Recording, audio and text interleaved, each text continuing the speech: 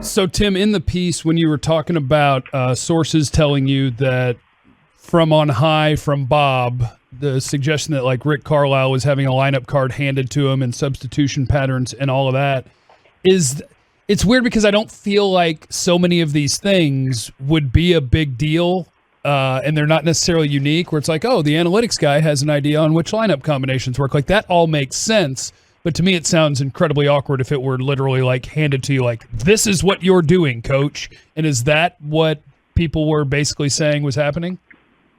Right. Yeah, I mean, I think that, like, just to talk about Rick for a second, like, this is someone who has very publicly changed and adapted the way he talks about Luka, and adapted to, you know, just the dynamic of you know, really giving this rookie, you know, as going all the way back to his rookie season, even December, you know, as early as then, he really gave over the reins of the offense to this player he realized, and everybody was realizing all at once, was a generational superstar talent, and you know, something that they could absolutely not mess up, and that, you know, this is where the direction of the franchise was headed. And so I think you kind of saw Rick adapt in a lot of ways about how he was, you know, viewing and coaching Luka. And the big question, and this finally gets back to the actual question you asked, as I've rambled I support that. Into this. I support rambling. Yeah, we're okay with rambling here. We're all pro rambling. Right. But you know, this big question is like, okay, I mean, I didn't report it. You know, I didn't report that Rick was like, okay, I am being ordered. I am being specifically told. But the idea that he felt like he needed to heed this advice or follow this advice, and it once again goes back to the, you know, Cuban is the most important person, and the second most important is whoever he's listening to. You know, that's where that kind of all comes together for me, and in the reporting, and what I tried to convey in the story is that, you know, perhaps like, you know, people in the story would be like, no, we were just, you know, this was a suggestion to Rick. This was, you know, the best case scenario.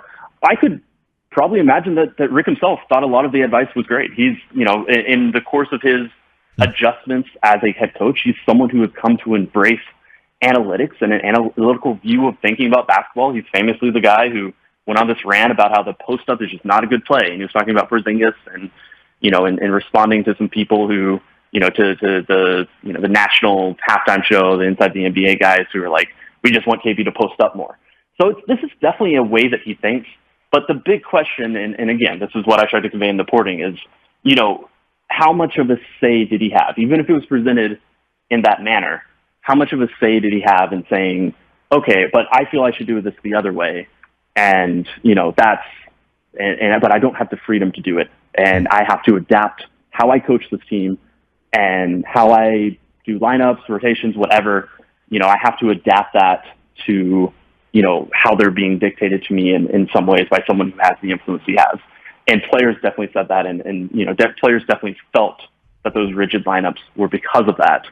And that's another thing that I reported in the piece. It's just that, you know, players grew very frustrated because they thought that these rigid standards that would be presented to them by Carlisle, you know, were being presented not even directly by Carlisle himself, but rather, you know, someone with more influence and power that Rick needed to listen to. Tim, you've already gone overtime with us, and I really appreciate it. I did want to get this final question in. Would Mark let Luka go to hang on to Bob? There's no way that would happen, right? And is there any chance Luka's wanting to see Bob fired before he would do the long extension? Oh, no way.